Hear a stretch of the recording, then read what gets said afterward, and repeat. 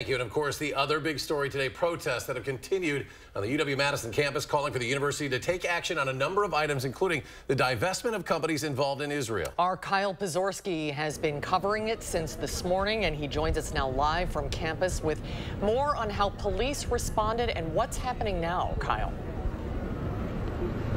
Good evening, guys. As you can see behind me, tents have returned here. It was this morning when the tents were taken down. Right now, we are seeing about maybe a dozen or so that have been since put back up throughout the day. It was earlier this morning when law enforcement clashed with the protesters here on Library Mall when they mobilized to take the tents down, which they say were illegally placed in accordance to state law. News 3 now spoke with a professor who I personally witnessed this morning bleeding from his forehead, telling us exactly what happened. I know for a fact that the shields hit me several times and partly in my nose and my forehead.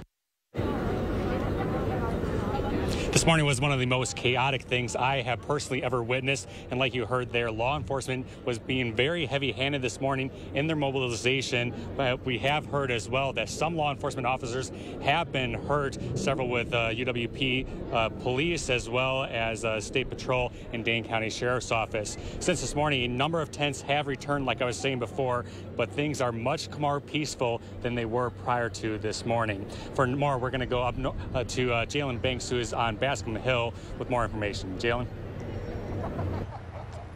Kyle, as you just mentioned, it was one of the most chaotic things you've ever had to witness while being on the job.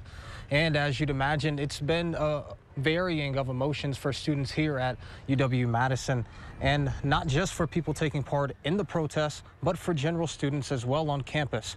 And this is what one student had to say after seeing other students being arrested this morning. Unfortunately, this is private property, and so they do have the authority to arrest people for setting up tents. I don't think they should have been arrested. However, I do understand that the university has the authority to do so.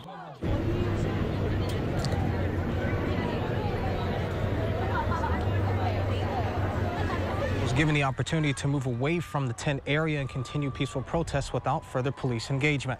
Now later in the newscast, we'll hear from other students not participating in the protests and how they have been impacted by the protests so far.